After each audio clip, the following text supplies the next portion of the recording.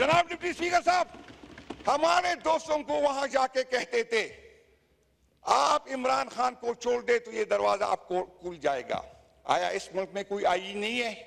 आया इस मुल्क में कोई कानून नहीं है? ये किसी की जागीर है? न किसी इदारे को ये हक है और न किसी जर्नल को ये हक है और न किसी काजी को ये हक है कि हमारे फैसले करे। ये 24 करोड़ अवाम का हक है।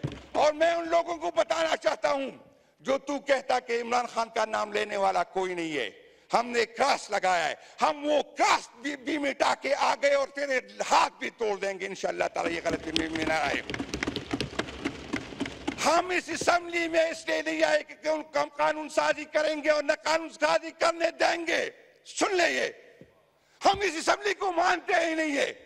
ये जब तक ये असेंबली नहीं चलेगी, जब तक ये नामालूम लोग जो है जो किसी का हक मार के यहाँ आ गए, ये नहीं निकाले जाएंगे। सवाल ही पैदा नहीं होता।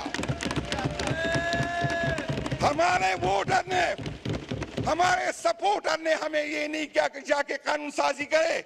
हमारे वोटर ने हमें ये नहीं कहा कि वहां पर आप जो है खामोशी से ये बर्दाश्त करें। हम खामोशी से नहीं आएंगे जब तक हमारा क़यादत, हमारा लीडर बाहर नहीं निकलेगा। सवाल ही पैदा नहीं होता कि कोई इस कुर्सी पे इज्जत से बैठ जाए। मैं चैलेंज करता हूं,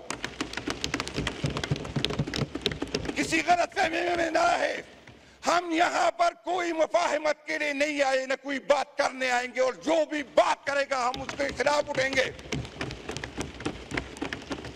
किस आइन की बात करते हो, किस जमहूरियत की बात करते हो, किस पार्लियामेंट की बात करते हो जिसमें आधे से ज्यादा पंप एंड दर्स में हारे हुए लोग आए हुए हैं।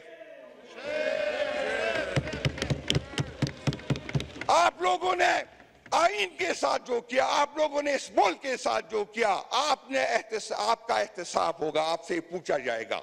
और जब तक हमारा हक हमें नहीं जाएगा, कोई गलतफहमी में न रहे किसी को हम चलने देंगे। ये